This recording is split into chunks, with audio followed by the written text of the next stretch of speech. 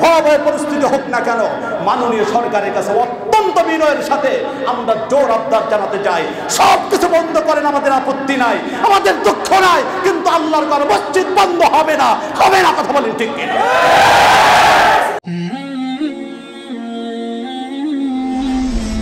Medina TV SA মাল্টিমিডিয়ার একটি প্রতিষ্ঠান।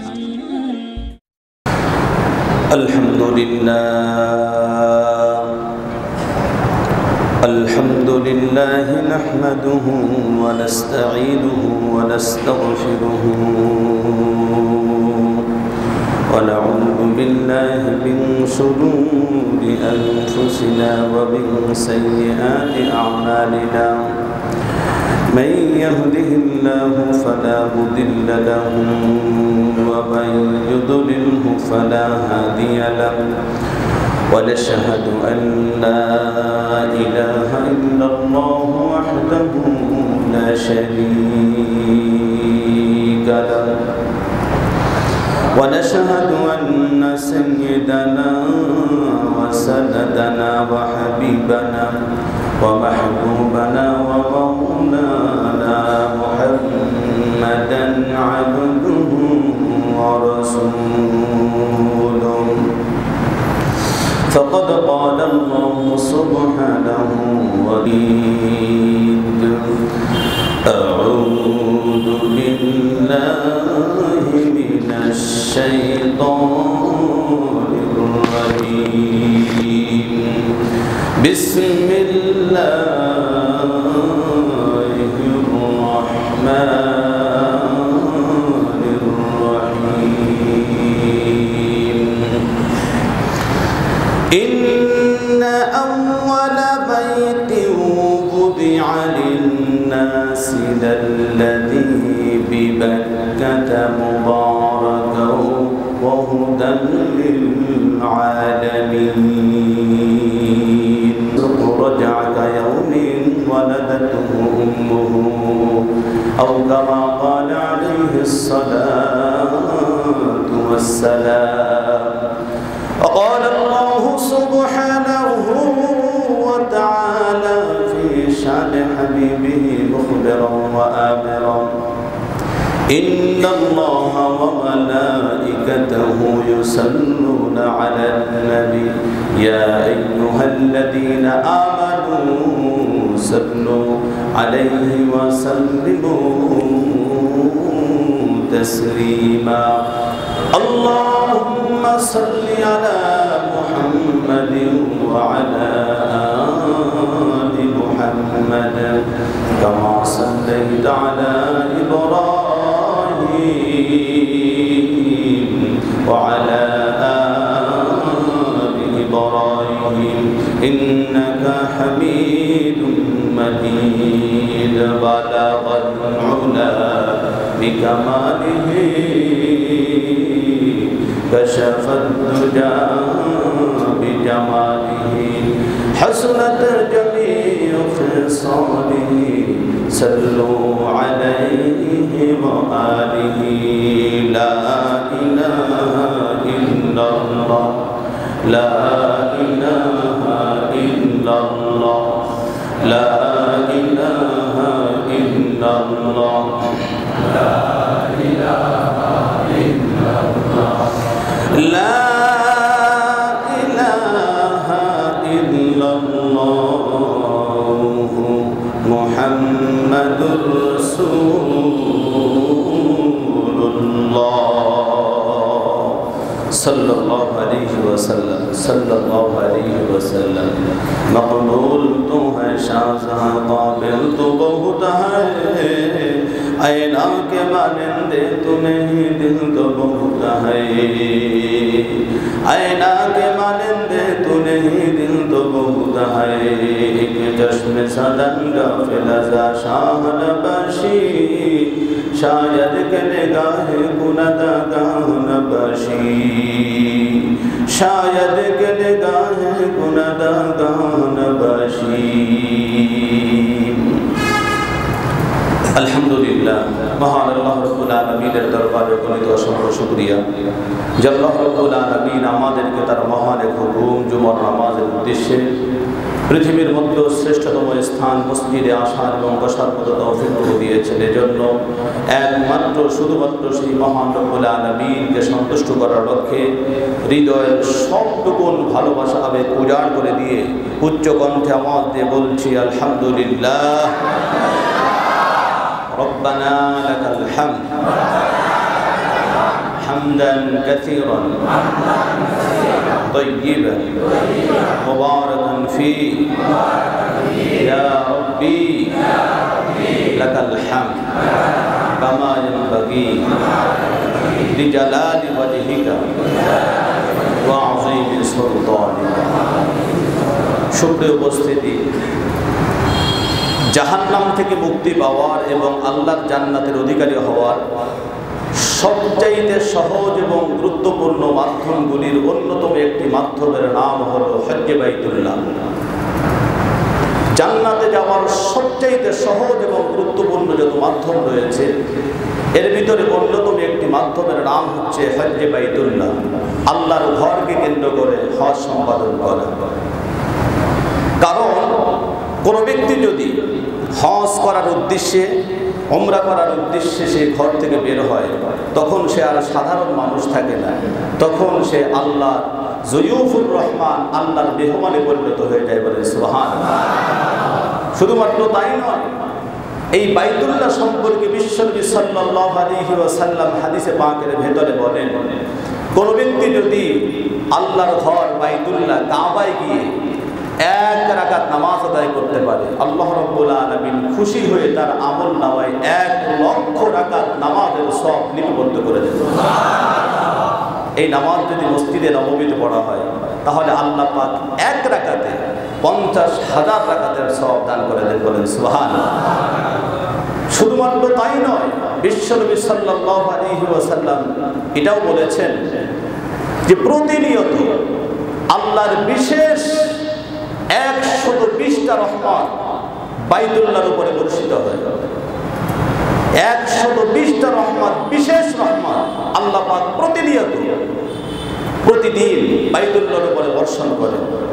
যারা এই বাইতুল্লাহকে তাওয়াফ করে, কাবা ঘরটাকে তাওয়াফ করে, আল্লাহ পাক তাদের ভাগ্যে তাদের জন্য আল্লাহ পাক 60টা বরকত রহমত আল্লাহ রাব্বুল আলামিন তাদের ভাগ্যে জুটিয়ে দেন, তাদেরকে দিয়ে দেন। বলেন সুবহানাল্লাহ। যারা সেখানে নামাজ আদায় করে আল্লাহ পাক তাদেরকে দেন 40টা। আর যারা শুধুমাত্র বসে থাকে আল্লাহর ঘর কাবাকে শুধুমাত্র দেখে, চেয়ে দেখে, আল্লাহ পাক তাদের জন্য আল্লাহ পাক 20টা রহমত তাদের জন্য বরাদ্দ করে রেখেছেন। বলেন সুবহানাল্লাহ। সুতরাং জান্নাতে যাওয়ার সবচেয়ে সহজ এবং গুরুত্বপূর্ণ মাধ্যমের অন্যতমটা হচ্ছে বাইতুল্লাহ কাবা। কিন্তু এই কাবার দরজা তো ইতিমধ্যেই আমাদের গুনাহের কারণে, আমাদের অপরাধের কারণে আল্লাহর ঘরের দরজা আমাদের জন্য বন্ধ করে দিয়েছে। আয় আল্লাহ, আমাদের গুনাহগুলিকে তুমি ক্ষমা করে দাও, তোমার ঘরের দরজাটা আমাদের জন্য আবার তুমি খুলে দাও। বলেন আমিন। এই ঘরটাই হচ্ছে, আমরা সকলেই জানি, এই পৃথিবীর সর্বপ্রথম ঘর। এর আগে পৃথিবীতে কোনো ঘর ছিল না। আল্লাহ রাব্বুল আলামিন পবিত্র কোরআনুল কারীমের ভিতরে কথা বলে দিয়েছেন। আল্লাহ রাব্বুল আলামিন পবিত্র কোরআনুল কারীমের ভিতরে ঘোষণা করে দিয়েছেন, ইন্না আউওয়ালা বাইতিন উদিআ লিন-নাসি লাল্লাযী বিবাক্কাতা মুবারাকান ওয়া হুদাল লিল-আলামিন।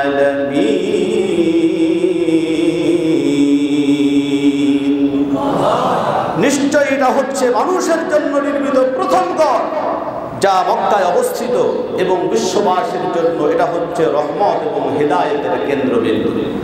বন্ধুগণ আমার, এই ঘরটা সর্বপ্রথম পৃথিবীতে নির্মিত হয়েছে। কবে হয়েছে? তাফসীরে দুররে মানসুরের ভিতরে এসেছে, হযরত আদম আলাইহিস সালাতু ওয়াস সালামকে আল্লাহ পাক এই পৃথিবীতে যেদিন পাঠিয়েছেন তারও 2000 বছর পূর্বে আল্লাহ পাক এই বাইতুল্লাহকে পৃথিবীতে তিনি সৃষ্টি করেছেন এবং বানিয়েছেন। বলেন সুবহানাল্লাহ।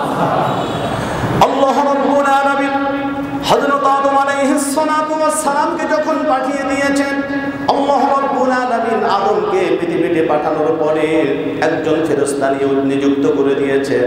আদম আলাইহিস সালাতু ওয়াস সালামকে রাহবারি করে করে আদম আলাইহিস সালাতু ওয়াস সালামকে পথ দেখিয়ে দিয়ে বাইতুল্লাহর কাছে, কাবার কাছে নিয়ে গিয়েছেন। কাবার কাছে নিয়ে গিয়ে আল্লাহ রাব্বুল আলামিন ফেরেশতার মাধ্যমে বললেন, ও আমার দোস্ত, আমার নবী পয়গম্বর, আমার আদম, তুমি এই বাইতুল্লাহকে তাওয়াফ করো। হযরত আদম আলাইহিস সালাতু ওয়াস সালাম তাফসীরের ভিতরে এসেছে এক এক করে 7 বার তাওয়াফ করলেন।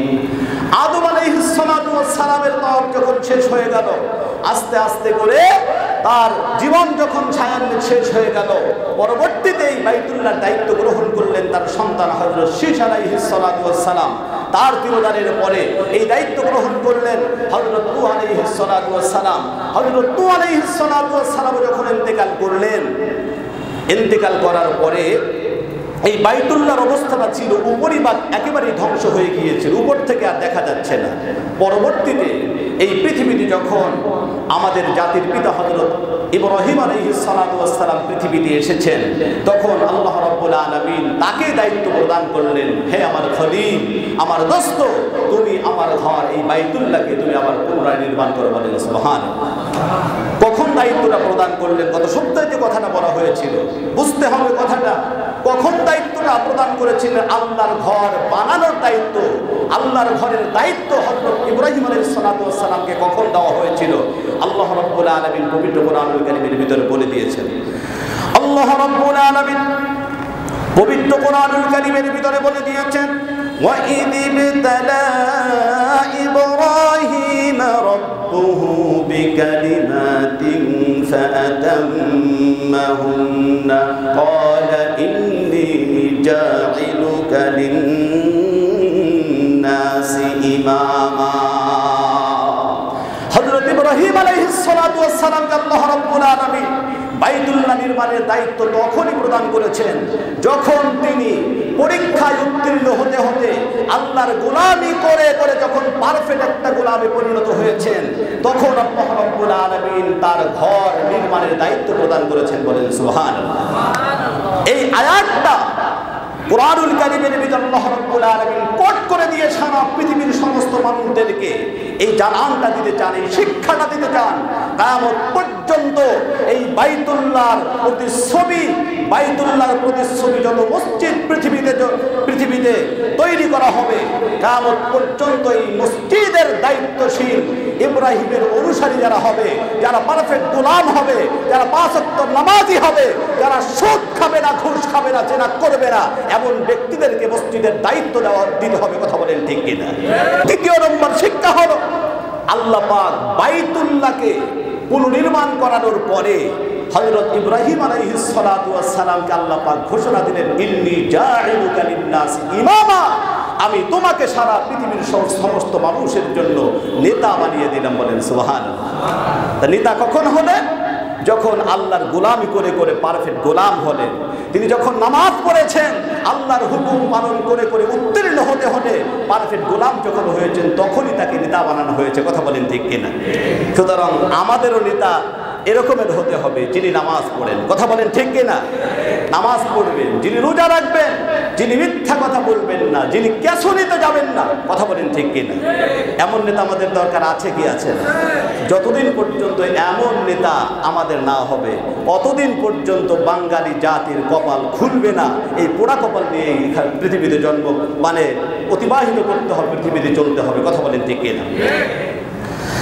আমার মুসলমান ভাইয়েরা, শুধুমাত্র তাই নয়, এই বাইতুল্লাহ সারা পৃথিবীর সমস্ত মানুষের জন্য, বিশেষভাবে মুসলমানদের জন্য এর চাইতে বড় নিয়ামত হতে পারে না।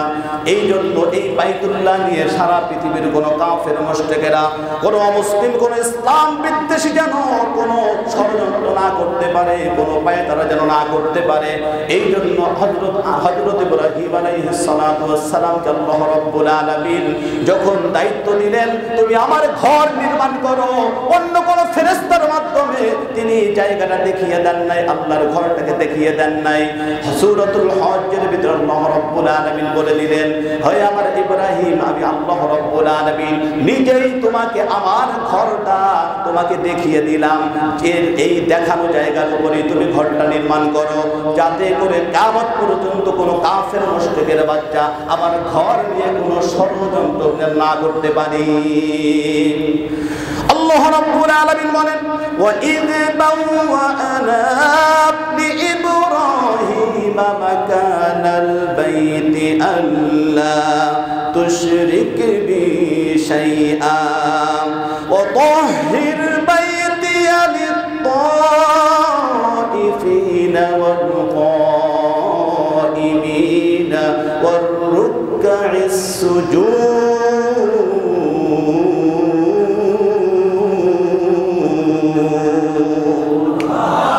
আল্লাহ রাব্বুল আলামিন বলেন, ইব্রাহিম, আমি তোমাকে আমার ঘর দেখিয়ে দিলাম, তুমি আমার দেখানো জায়গায় এই ঘরটা নির্মাণ করো, যাতে করে পৃথিবীর কোনো কাফের মুশরিকেরা এই বাইতুল্লাহকে নিয়ে কোনো ষড়যন্ত্র না করতে পারে। বলেন সুবহানাল্লাহ।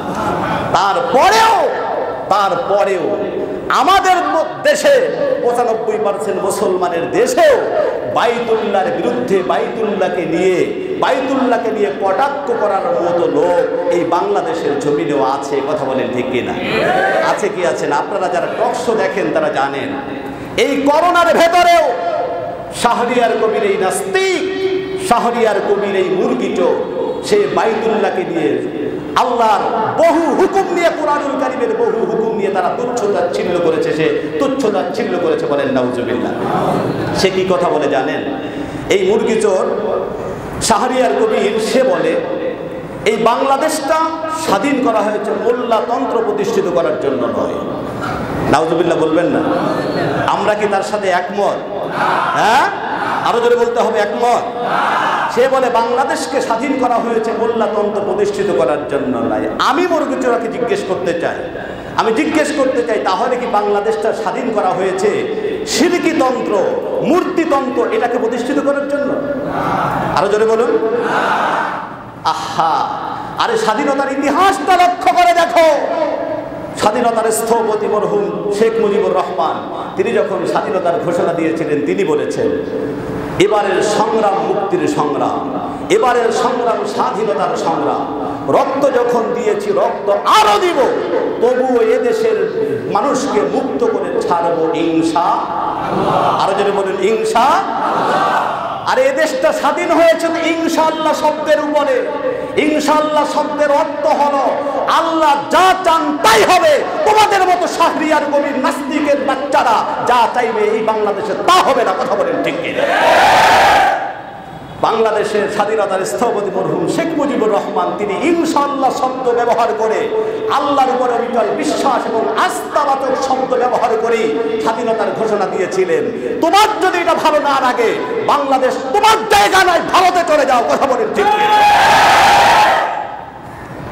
আমার মুসলমান ভাইরা, সুতরাং আল্লাহ রাব্বুল আলামিন পবিত্র কুরআনুল কারীমের ভিতরে বাইতুল্লাহর ইতিহাসটা তুলে ধরেছেন। আমাদের জন্য কি জন্য নির্মাণ করেছেন, আমাদেরকে বাইতুল্লাহ কেন দিলেন, কেন নির্মাণ করলেন, আমাদের বুঝতে হবে। এখান থেকে আমাদের শিক্ষা নিতে হবে। জীবনের শেষ মুহূর্ত পর্যন্ত এই শিক্ষার উপরে আমাদের অবিচল থাকতে হবে। বন্ধুগণ আমার, আল্লাহ রাব্বুল আলামিন হযরত ইব্রাহিম এবং ইসমাঈল আলাইহিস সালাতু ওয়াস সালামকে দায়িত্ব দিলেন, তোমরা দুইজনে আমার ঘরটা নির্মাণ করো। বন্ধুগণ আমার, ইসমাঈল আলাইহিস সালাতু ওয়াস সালাম তিনি হচ্ছেন যোগালী, তিনি সহযোগিতা করেছেন, কিন্তু হেড মিস্ত্রির দায়িত্ব পালন করেছেন আল্লাহর নবী, আল্লাহর খলিল হযরত ইব্রাহিম আলাইহিস সালাতু ওয়াস সালাম নিজেই। ইতিহাস আপনারা জানেন। শিক্ষাটা এখান থেকে আমাদের বের করতে হবে। যখন বাইতুল্লাহটা নির্মাণ হয়ে গেল, তখন আল্লাহ রাব্বুল আলামিন হযরত ইব্রাহিম আলাইহিস সালাতু ওয়াস সালামকে দুইটা আদেশ করলেন। কয়টা আদেশ করলেন? আর একটু জোরে বলুন, কয়টি আদেশ করলেন? দুইটি আদেশ করলেন। এক নম্বর আদেশ হলো, আমার খলিল ইব্রাহিম, তোমরা অনেক বড় একটা নেকের কাজ করেছো, পুণ্যের কাজ করেছো, তোমরা আমার সন্তুষ্টিমূলক মহা একটা কাজ করে ফেলেছো। কিন্তু এই কাজ করার পরে নিজেকে বেশি মানে তাকাব্বুরি নিজের ভিতরে যেন না আসে, নিজেকে অত বড় মনে করো না। এই জন্য আমার কাছে তোমরা দোয়া করো যে হে আল্লাহ, আমরা যে কাজটা করেছি এই কাজটা তুমি কবুল করে নাও। বলেন সুবহানাল্লাহ। আল্লাহ রাব্বুল আলামিন যেই দুইটা আদেশ করলেন, এক নম্বর আদেশ হলো আল্লাহ রাব্বুল আলামিন সূরাতুল বাকারার ভিতরে এই বিষয়টা কোট করে দিয়েছেন। আল্লাহ পাক নিজেই বলেন, ওয়া ইদ ইয়ারফাউ ইব্রাহিমুল কওয়াইদা মিনাল বাইতি ওয়া ইসমাঈল রব্বানা তাকাব্বাল মিন্না ইন্নাকা আনতাস সামিউল আলীম।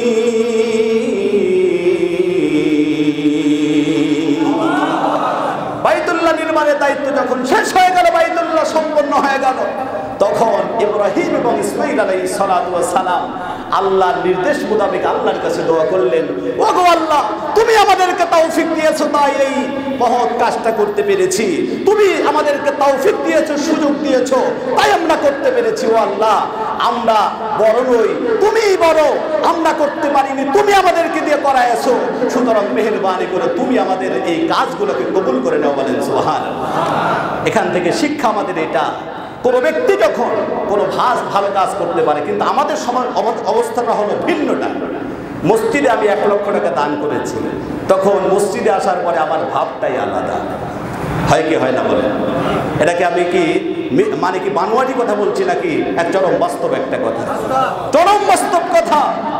মসজিদে আমি প্রতি মাসে 5,000 টাকা দিই, 10,000 টাকা দিই, অথবা এককালীন 50,000 টাকা দিয়েছি। ওরে মায়ের মা, মাদ্রাসায় যায় ভাবটা এমন ভাবে নেয়, মাদ্রাসা তো আমার, হ্যাঁ, তাকে যদি একটু খেদমতের ত্রুটি হয়ে যায় তাহলে দেখ তার মুখের ভাবটাই আলাদা, আর কোনোদিন মাদ্রাসার ধারা আসবে আমার কাছেও যাইবি না, এমন ধরনের কথা বলে কি বলে না? কিন্তু না, ইসলামের শিক্ষা হলো, আমাদের জাতির পিতা হযরত আদম আলাইহিস সালাতু ওয়াস সালামের শিক্ষা হলো, তুমি কোনো ভালো কাজ করতে পেরেছো, মাদ্রাসায় দান করেছো, মসজিদে দান করেছো, এটা তোমার ব্যাটাগরি নয়, আল্লাহ তোমাকে তৌফিক দিয়েছেন, সুযোগ দিয়েছেন, তাই করতে পেরেছো। তুমি নিজের বাহুবলে করতে পারো না। এই কথা বলেন ঠিক কিনা? আমার মুসলমান ভাইয়েরা, দ্বিতীয় নম্বর যেই দায়িত্বটা, দ্বিতীয় নম্বর যেই হুকুম হযরত ইব্রাহিম আলাইহিস সালাতু ওয়াস সালামকে আল্লাহ রাব্বুল আলামিন দিলেন, আল্লাহ পাক সূরাতুল হজ্জের ভিতরে কোট করে দিয়েছেন, সেই দায়িত্বটা হলো, হে আমার খলিল, হে আমার বন্ধুরে, আমার দোস্তরে, তুমি যাও জাবালে আবি কুবাইসের উপরে তুমি দাঁড়িয়ে যাও এবং চতুর্দিকে লক্ষ্য করে, সারা পৃথিবীর সমস্ত মানুষদেরকে লক্ষ্য করে এই বাইতুল্লাহর হজ করার জন্য তাদেরকে তুমি আহ্বান করো, তারা যেন বাইতুল্লাহকে কেন্দ্র করে হজ সম্পন্ন করার জন্য আসে, উমরা সম্পন্ন করার জন্য আসে। হযরত ইব্রাহিম আলাইহিস সালাতু ওয়াস সালাম বললেন, ইয়া রাব্বাল আলামিন, আমি একজন সাধারণ মানুষ, আমি জাবালে আবি কুবাইসের উপরে দাঁড়িয়ে খালি মুখে যদি আমি আওয়াজ করি তাহলে এই আওয়াজটা কত দূর পর্যন্ত যাইবে? এই পাহাড় তো ভেদ করে অন্যদিকে যাওয়ার কথা নয়। আল্লাহ রাব্বুল আলামিন বললেন, খলিল, এই চিন্তা তোমার করতে হবে না, এই চিন্তা তোমার করতে হবে না, তোমার দায়িত্ব হলো ঘোষণা দেওয়ার, আহ্বান করার, সারা পৃথিবীর কোনায় কোনায় কোনায় কোনায় পৌঁছে দেওয়ার দায়িত্ব আমার কুদরত গ্রহণ করবি।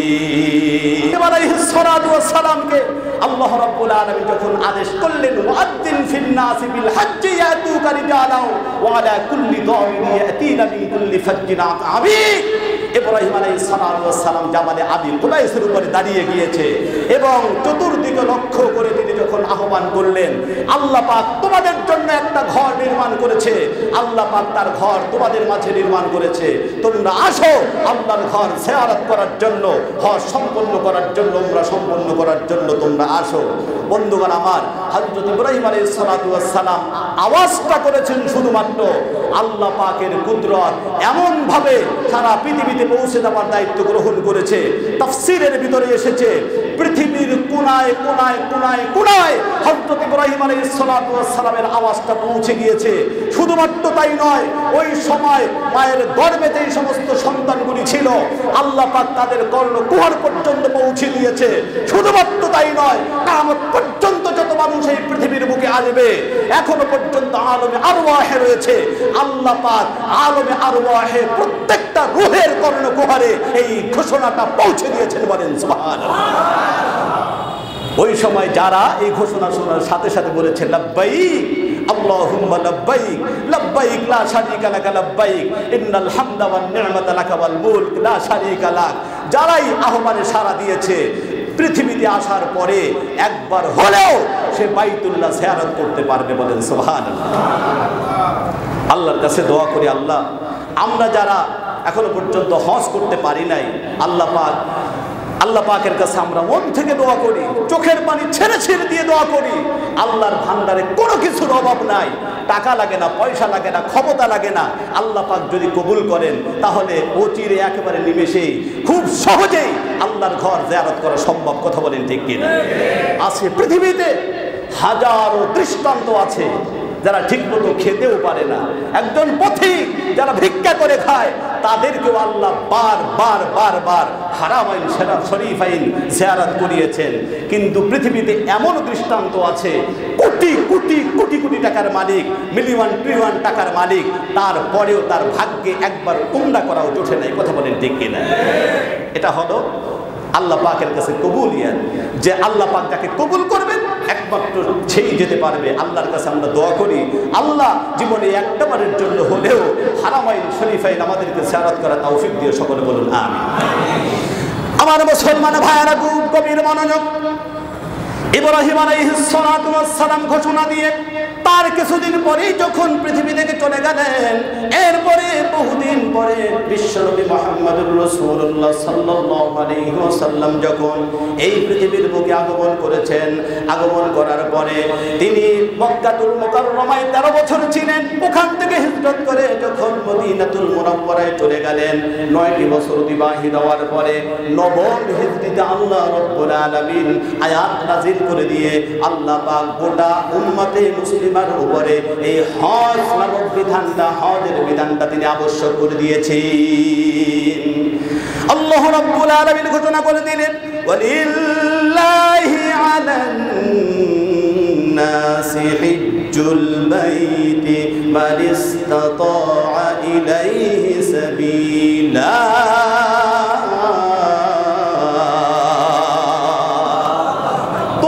আমি আল্লাহ পাক যাদেরকে তৌফিক দিয়েছি, যাদেরকে ইস্তেতাআত সুযোগ দিয়েছি, যাদেরকে সামর্থ্য দিয়েছি, তাদের উপরে আমি আল্লাহ পাক এই হজের বিধানকে ফরজ করে দিলাম। এখানে আল্লাহ পাক, আপনারা কি শুনতেছেন আমার কথা? আপনারা কি বুঝতেছেন? খুব গভীর মনোযোগ। এখানে আল্লাহ পাক বললেন যাদের সামর্থ্য আছে তাদের উপরে হজের বিধানকে আমি আবশ্যক করে দিলাম। এখন সামর্থ্য আপনার আছে কিনা, আমার আছে কিনা, এই বিবেচনাটাকে আমরা কি কখনো একটু করেছি? সামর্থ্য দ্বারা উদ্দেশ্যটা কি? ইস্তেতাআত সামর্থ্য দ্বারা উদ্দেশ্য হলো কতটুকু সামর্থ্যবান হতে হবে, কোটি কোটি টাকার মালিক হতে হবে না কতটুকু হতে হবে? তাফসীরের ভিতরে এসেছে ইস্তেতাআত দ্বারা উদ্দেশ্য হলো, সামর্থ্য দ্বারা উদ্দেশ্য হলো হজের মৌসুমে হজ করতে গিয়ে হজ করে বাড়িতে ফেরা পর্যন্ত যতগুলি টাকা লাগে, আর এই সময়টা পরিবারে যারা আছে তাদের খাওয়ান খরচের টাকাটা যদি তার কাছে থাকে, হজ করতে যাবে, হজ করে বাড়িতে ফিরে আসতে পর্যন্ত যত টাকা লাগে, আর এই টাইমটায় বাড়িতে যারা থাকে, পরিবার পরিজন যারা আছে, তাদের খাওয়ান খরচ পরনের টাকা যদি তার কাছে থাকে, তাহলে অবশ্যই এই লোকটার উপরে আল্লাহর বিধান হলো তোমার হজ করতে হবে, হজ তোমার উপরে ফরজ। আপনি একটু চিন্তা করে দেখেন, আপনি একটু ডাটা নিয়ে দেখেন, এই সংজ্ঞা অনুযায়ী আমাদের দেশের আমার মনে হয় অধিকাংশ লোকের উপরে হজ ফরজ হয়ে গিয়েছে। কিন্তু তাকে যদি বলা হয় ভাই আপনি হজ করেছেন, হুজুর আমার তো সামর্থ্য নাই, সামর্থ্য নাই, অথচ তাই সে 2-3 বিঘা জমির মালিক, অথচ সে দেখা যায় একটা বাড়ির মালিক, হ্যাঁ দেখা যাচ্ছে অনেক সম্পদের মালিক, কিন্তু সে নিজেকে মনে করছে আমার ইস্তেতাআত নাই, আমার সামর্থ্য নেই। আমার মুসলমান ভাইয়েরা, এই ওয়াজগুলি কেন করার প্রয়োজন হচ্ছে? কারণ হলো হজ যদি কোনো ব্যক্তির উপরে ফরজ হয়ে যায় আর এই হজটাকেও যদি সম্পন্ন না করে যদি মারা যায়, তাহলে ঈমান নিয়ে মরাটাই তার জন্য দুষ্কর হয়ে যাবে, কাফের হয়ে মুশরিক হয়ে মরার সম্ভাবনা বেশি রয়েছে। আমি কথাটা বানিয়ে বলছি না, আল্লাহ রাব্বুল আলামিন পবিত্র কোরআনুল কারীমের ভিতরে ঘোষণা করে দিয়েছেন, ওয়ালিল্লাহি আলান নাসি হিজ্জুল বাইতি মান ইসতাতা ইলাইহি সাবিলা ওয়া মান কাফারা ফাইন্নাল্লাহা গানিয়্যুন আনিল আলামিন।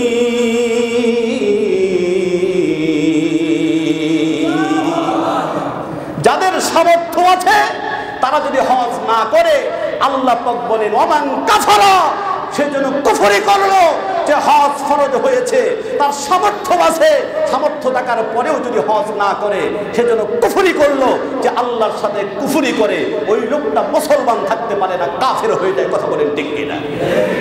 এই আয়াতের তাফসীরে বিশ্বনবী সাল্লাল্লাহু আলাইহি ওয়াসাল্লাম থেকে একটা হাদিস বর্ণিত হয়েছে।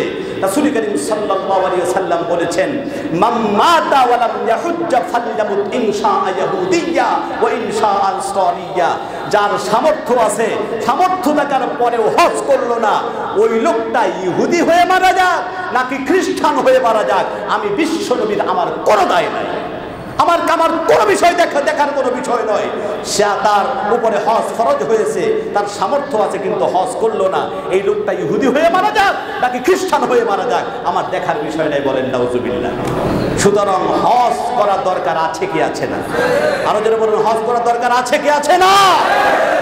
যাদের সামর্থ্য আছে, নিজেদেরকে অসামর্থ্য মানা এতদিন পর্যন্ত মনে করেছেন, আপনি একটু আজকে বাড়িতে গিয়ে আপনার সম্পদগুলি একটু হিসাব নিকাশ করবেন।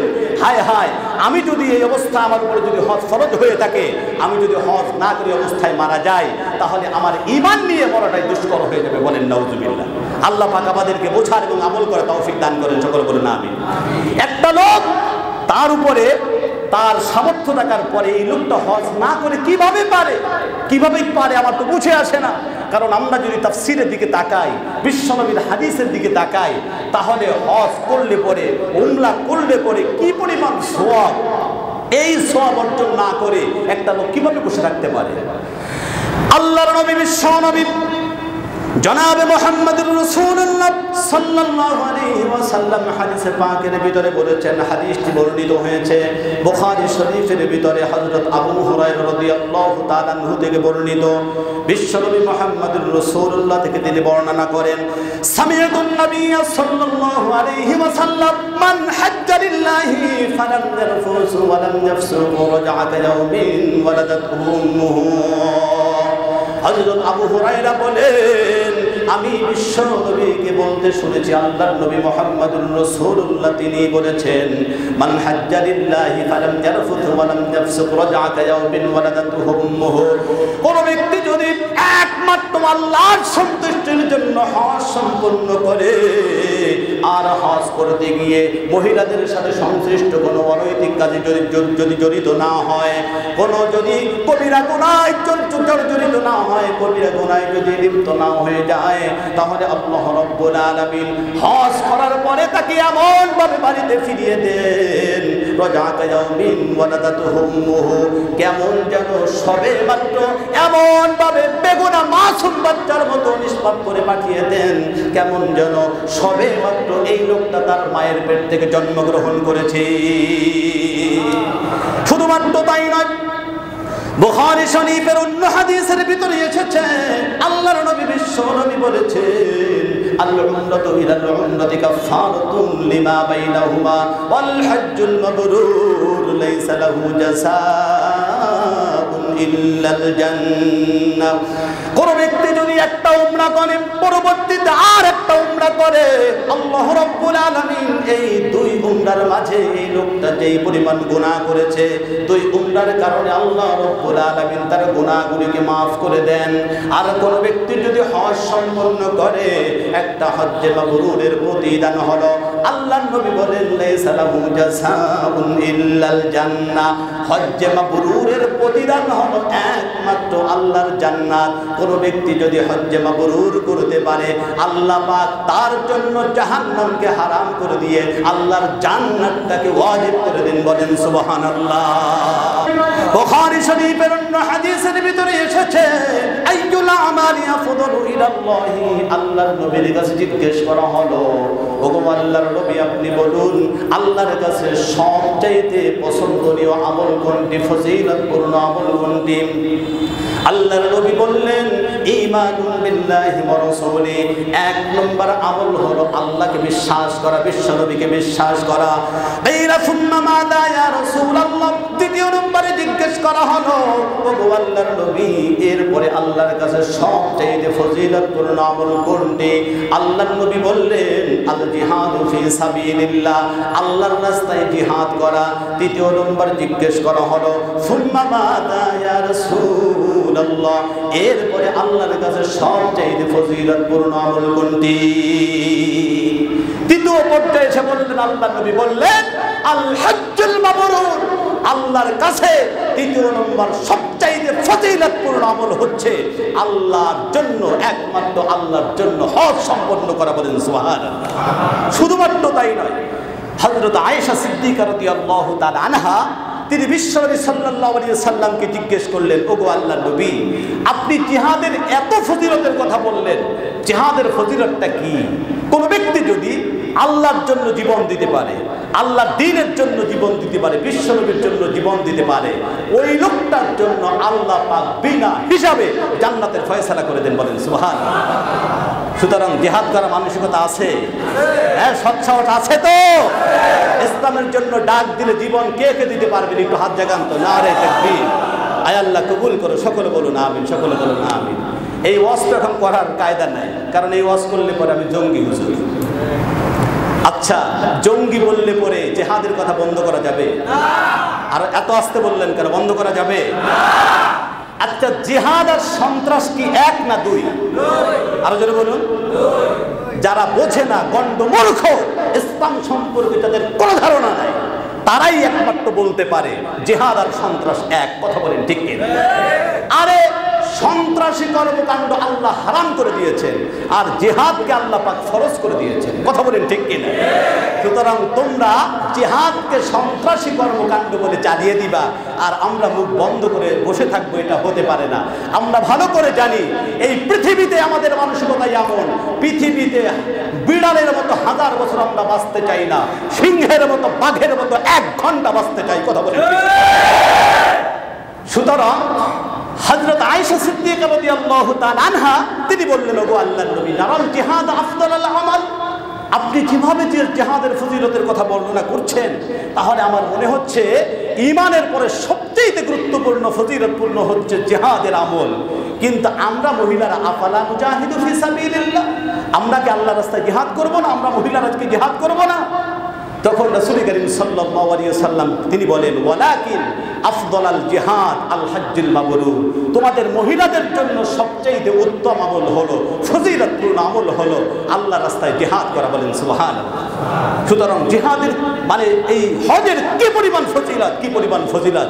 এই ফজিলতের কথা শোনার পরে কাফের মুশরিক ইহুদির বাচ্চা যারা আছে তাদের তো মাথা খারাপ হয়ে গেছে যে এত মানে আমরা বিভিন্ন কায়দা কৌশলে, বিভিন্ন পদ্ধতিতে, অনিসলামিক কুসংস্কৃতি এগুলি ঢুকিয়ে দিয়ে, কুসংস্কার ঢুকিয়ে দিয়ে মুসলমানদের ঈমান আমলগুলো ধ্বংস করি, নষ্ট করি, তাদেরকে পথভ্রষ্ট করি। আর তারা করে কি একবার উমরা করে, একবার হজ করে তারা আবার আল্লাহওয়ালা হয়ে যায়। এই জন্য তাদের মাথা খারাপ হয়ে গেছে।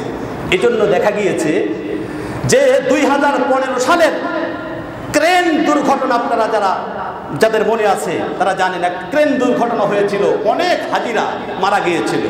তখন তারা ওই কাফের মুশরিক ইসলাম বিদ্বেষী যারা আছে তারা, আমি নিজের চোখে দেখেছি, পত্রপত্রিকায় তারা লেখে, এরপরে ফেসবুকে তারা লেখে, অনলাইনে তারা এইভাবে লেখে, এই হজ করা এগুলি যদি আল্লাহর গজব না হতো তাহলে কি তারা হজ করতে গেছে তারা এইভাবে মারা যায়? নাউজুবিল্লাহ বলবেন না? আমি জিজ্ঞেস করতে চাই, হজ করতে যাওয়া যায় মরা, এটা কি গজবের কাজ নাকি রহমতের কাজ? এটা কি গজবের বিষয় নাকি রহমতের বিষয়? আপনি আর আমি তো যদি মুখে বলি তাহলে তো চলবে না, দলিল থাকতে হবে কি হবে না? দলিল প্রমাণ লাগবে। হজ করতে যায়, উমরা করতে যায়, যদি মৃত্যুবরণ করা যায়, মারা যাওয়া যায়, তাহলে এটা যে গজবের বিষয় নয়, এটা মহা রহমতের বিষয়। আত-তারগীব ওয়াত-তারহীবের 2য় খণ্ডের ভিতরে একটা হাদিস বিশ্বনবী সাল্লাল্লাহু আলাইহি সাল্লাম বলেছেন, আল্লাহর নবী বিশ্বনবী জনাবে মুহাম্মদুর রাসূলুল্লাহ সাল্লাল্লাহু আলাইহি ওয়াসাল্লাম দায়িত্বহীন কণ্ঠে ঘোষণা করে দিয়েছেন, মান খারাজা হাজ্জান ফামাতা কুতিবা লাহু আজরুল হাজ্জ ইলা ইয়াউমিল কিয়ামা ওয়া মান খারাজা মুতামিরান ফামাতা কুতিবা লাহু আজরুল মুতামিরি ইলা ইয়াউমিল কিয়ামা। ও আল্লাহর গোলামেরা, ভালো করে অন্তরের কানটা খুলে দেন, একটু ভালো করে বোঝার চেষ্টা করেন। আল্লাহর নবী বিশ্ব নবী বলেন, কোন ব্যক্তি যদি হজ করার জন্য বের হয়, মান খারাজা হাজ্জান, কোন ব্যক্তি যদি হজ করার জন্য বের হয়, ফামাতা কুতিবা লাহু আজরুল হাজ্জ ইলা ইয়াউমিল কিয়ামা, আর ওই লোকটা হজ করতে গিয়ে পথিমধ্যে যদি মারা যায়, দুর্ঘটনায় মারা যাক অথবা স্বাভাবিকভাবে মারা যাক, যেভাবে মারা যাক না কেন, যদি হজ করতে গিয়ে পথিমধ্যে যদি মারা যায়, তাহলে আল্লাহর নবী বলেন, ফামাতা কুতিবা লাহু আজরুল হাজ্জ ইলা ইয়াউমিল কিয়ামা, এই লোকটা যদি কিয়ামত পর্যন্ত জীবিত থাকতো আর প্রত্যেকটা বছর যদি হজ করতো, তাহলে যেই পরিমাণ সওয়াব হতো, আল্লাহ রাব্বুল আলামিন ওই ব্যক্তির আমলনামায় ওই পরিমাণ সওয়াব দান করে দেন। বলেন সুবহানাল্লাহ। পক্ষান্তরে ওমান খারাজা মুতামিরান, কোন ব্যক্তি যদি উমরা করার জন্য বের হয় আর পথিমধ্যে যদি মারা যায়, সে স্বাভাবিকভাবেও যদি মারা যায়, দুর্ঘটনায় যদি মারা যায়, তাহলে এর ফজিলতটা হলো ফামাতা কুতিবা লাহু আজরুল মুতামির ইলা ইয়াউমিল কিয়ামা, এই লোকটা যদি কিয়ামত পর্যন্ত জীবিত থাকতো আর প্রতি বছর যদি উমরা করতো, তাহলে যেই পরিমাণ সওয়াব হতো, আল্লাহ রাব্বুল আলামিন তার আমলনামায় ওই পরিমাণ সওয়াব লিপিবদ্ধ করে দেন। তাহলে হজ করতে গিয়ে, উমরা করতে গিয়ে মরণ, এটা গজবের বিষয় নয়, এটা হচ্ছে রহমতের ব্যাপার। কথা বলেন ঠিক কি না? সুতরাং যারা এই ধরনের অপপ্রচার চালায়, এটা আমাদেরকে বাইতুল্লাহ থেকে বিমুখ করার জন্য, আল্লাহর ঘর থেকে বিমুখ করার জন্য এই সমস্ত কর্মকাণ্ড চালায়, অপপ্রচার চালায়। আমরা বলতে চাই, তোমরা আমাদেরকে যাই বলো না কেন, আমরা ভালো করে জানি আল্লাহর কাছে তো আমরা দোয়া করি, ও আল্লাহ, হারামাইন শরীফাইনের কোনো এক জায়গায় আমাদের মৃত্যু দাও। কারণ বিশ্বনবী সাল্লাল্লাহু আলাইহি সাল্লাম বলেছেন, মান মাতা ফি আহাদিল হারামাইন বাআসাহুল্লাহু মিনাল আমিনিনা ইয়াউমাল কিয়ামা, কোন ব্যক্তি যদি হারামাইন শরীফাইনের মক্কা এবং মদিনার কোন জায়গায় মারা যেতে পারে, তাহলে কিয়ামতের দিন যখন সারা পৃথিবীর সমস্ত মানুষ বিভীষিকাময় পরিস্থিতির মধ্যে ইয়া নফসি ইয়া নফসি বলতে থাকবে আর চিৎকার মারতে থাকবে, হারামাইন শরীফাইনে যারা একবার মরতে পারবে, আল্লাহ পাক ওই কিয়ামতের দিন তাকে নিরাপদ করে উঠাবেন। কিয়ামতের কোনো বিভীষিকাময় পরিস্থিতির সম্মুখীন এই লোকটা হবে না, হবে না, হবে না। বলেন সুবহানাল্লাহ। তাহলে ওই হারামাইন শরীফাইনে আমরা মরতে চাই। কথা বলেন ঠিক কিনা? আরো যারা বলেন কথা বলেন ঠিক কিনা? শুধুমাত্র তাই নয়, বাইতুল্লাহ হজের মাস চলে যাচ্ছে, মনের ভিতরে অনেক দুঃখ, অনেক যন্ত্রণা। আমাদের বাংলাদেশেও হাজার হাজার হাজার হাজার লোকেরা তারা রেজিস্ট্রেশন করেছে, তারা হজ করতে চেয়েছিল, কিন্তু আল্লাহ পাক ঘরের দরজা আমাদের জন্য বন্ধ করে দিয়েছেন। এটা আমাদের গুনাহের কারণে। কারণ যাহারাল ফাসাদু ফিল বাররি ওয়াল বাহরি বিমা কাসাবাত আইদিন নাস, এই জলস্থলে, এই পৃথিবীতে যেই বালা আর মুসিবত আসে, এগুলি আমাদের হাতের কামাই, আমাদের গুনাহের কারণে। কথা বলেন ঠিক কিনা? সুতরাং তওবা করতে হবে, তওবা করতে হবে, ইস্তেগফার বেশি বেশি করতে হবে। যেই গুনাহগুলি আমাদের দ্বারা হয়, এগুলি বন্ধ করতে হবে। যদি বন্ধ না করি, তাহলে এই যে একটু স্বাভাবিকভাবে আমরা আল্লাহর ঘরে আসতে পেরেছি, আমরা দেখতে পেয়েছি কিছুদিন পূর্বে এই ঘরের দরজা বন্ধ হয়ে গিয়েছিল। কথা বলেন ঠিক কিনা? এই ঘরের দরজা বন্ধ হোক, এটাকে আমরা চাই? আহা, মুসলমানের তা অন্য সমস্ত দরজা বন্ধ হবে, সমস্ত সমস্যার সমাধানের জন্য আল্লাহর ঘর মসজিদে এসে আল্লাহর সামনে দাঁড়িয়ে যাবে। এই ঘরের দরজাটা যদি বন্ধ হয়ে যায়, তাহলে আমরা কার কাছে যাব, কার সামনে দাঁড়াবো, কিভাবে আল্লাহর কাছে আমরা আমাদের আরজি পেশ করব? ঘরের দরজা আমাদের খোলা রাখতেই হবে, রাখতেই হবে। কথা বলেন ঠিক কিনা? সুতরাং যা কিছু হোক না কেন, করোনার যত ভয়াবহ পরিস্থিতি হোক না কেন, মাননীয় সরকারের কাছে অত্যন্ত বিনয়ের সাথে আমরা জোর আবদার জানাতে চাই, সব কিছু বন্ধ করেন, আমাদের আপত্তি নাই, আমাদের দুঃখ নাই, কিন্তু আল্লাহর ঘর মসজিদ বন্ধ হবে না, হবে না। কথা বলেন ঠিক কিনা? ইনশাআল্লাহ, ইনশাআল্লাহ, সকলে বলেন আমিন।